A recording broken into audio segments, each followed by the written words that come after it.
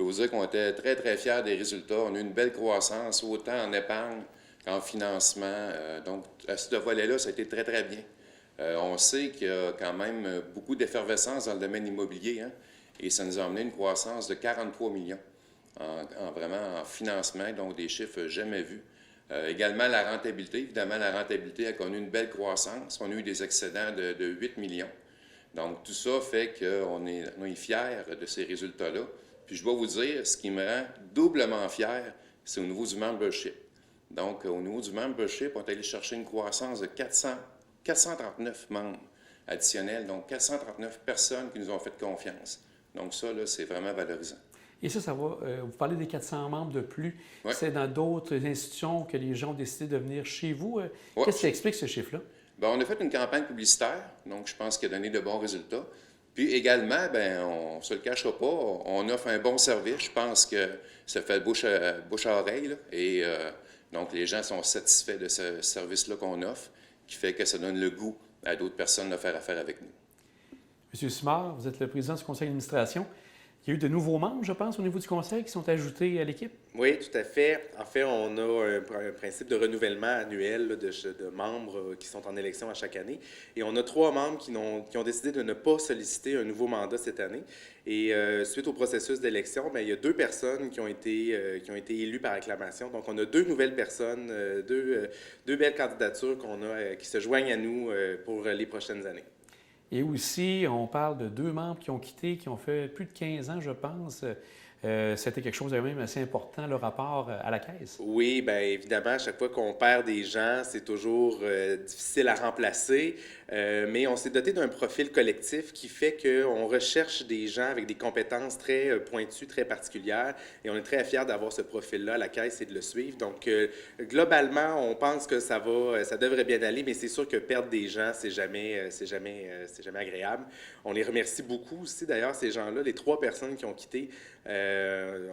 On perd des grands joueurs et on les remercie beaucoup pour leur Est-ce que vous avez le nom de ces personnes-là? Oui, bien en fait, il s'agit de M. Mathieu Thériault, M. Gaston Lebel et M. Michel Fortin. Merci. Qui ont quitté là, pour... Exactement, c'est ça. Qui n'ont pas sollicité un nouveau mandat. Au niveau de la ristourne, M. Dubé, ça ressemble à quoi cette année? Je pense que c'était encore un bon montant important. Oui, bien, les excellents résultats que je vous parlais tantôt ont permis là, de bonifier la ristourne qu'on va retourner aux membres. Donc, la proposition qui a été faite, qui a été d'ailleurs acceptée, on parle d'une augmentation de ristourne comparativement à l'année passée de 12 %. Donc, c'est un montant de 1 843 000 qui va être versé en ristourne. Normalement, la date de versement va se faire au milieu du mois de juin.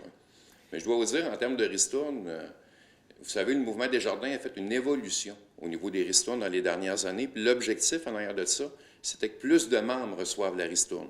Puis on peut dire vraiment mission accomplie parce que 97 % des membres vont recevoir une ristourne cette année. Et le 3 % c'est des gens qui ont soit un compte qui permet de faire des transferts, des éléments comme ça? Oui, c'est plutôt des membres qui ont des comptes de transfert tout simplement ici, c'est ça.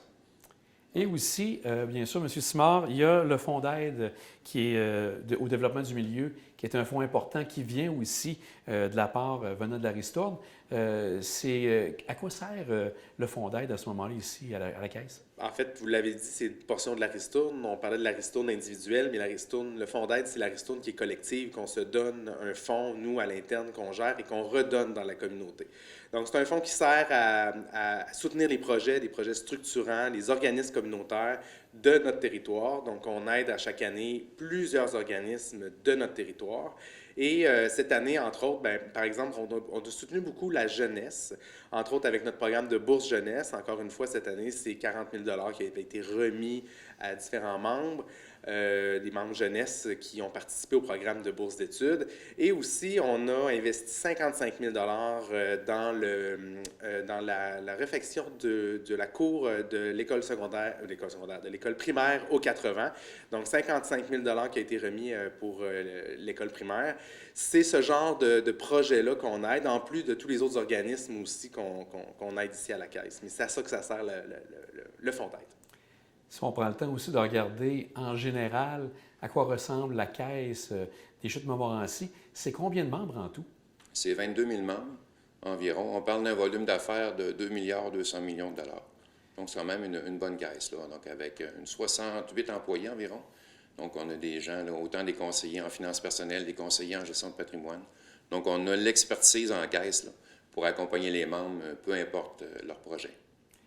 Aussi, M. Simard, il y avait aussi tout ce qui touche l'école primaire du parc. Il y a une bourse qui a été attribuée à l'école? Oui, en fait, dans le cadre de l'Assemblée générale annuelle, on a fait en amont de l'Assemblée un concours sur Facebook où les gens pouvaient voter dans une catégorie. Donc, on invitait les membres et le public à aller voter sur Facebook en choisissant la catégorie, donc la culture, la jeunesse, l'éducation, où est-ce qu'ils voulaient qu'on donne le 1 000 $. Et le 1 000 $, c'est une bourse qu'on remet, où on ne sait pas à qui on va la remettre, mais on fait un tirage à l'Assemblée générale et c'est ce qu'on a fait. Et donc, les membres avaient choisi éducation jeunesse. Donc, on a sélectionné parmi tous les organismes, toutes les écoles qui sont dans cette catégorie-là. Et lors du tirage, au moment de l'Assemblée générale, c'est l'école du parc qui a gagné de 1 000 $. Donc, un bon coup de main pour... Est-ce que vous savez qu'est-ce qu'ils vont faire avec le fonds ou ça, c'est libre à eux? C'est Il n'y a libre pas à eux. vraiment de règles ou quoi que ce soit? Exactement. Pas de règles. C'est vraiment libre à eux. C'est un coup de pouce qu'on leur donne là, pour les aider, tout simplement. Aussi, M. Dubé, une année comme ça, formidable, avec la COVID en plus, vous avez eu un personnel assez incroyable qui ont tenu le fort en pleine tourmente, on pourrait dire. Absolument, absolument. J'en profite d'ailleurs pour les remercier parce que pour leur engagement, puis ils ont dû vraiment s'adapter. Ça fait 2 ans, en réalité, qu'on est dans la COVID. Donc, il y a eu beaucoup de télétravail. On a mis en place là, des facilités, des rencontres virtuelles. Donc, oui, ça n'a pas nécessairement été facile, mais je crois qu'ils sont mis en action, je vous dirais, pour répondre puis continuer à répondre aux besoins des membres.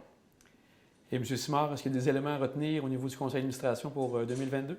Ben, en fait, M. Dubé en a parlé, c'est une année de consolidation liée au COVID, et puis nous, on doit aussi s'adapter. Le conseil d'administration reste toujours aussi proche des membres, et c'est notre force.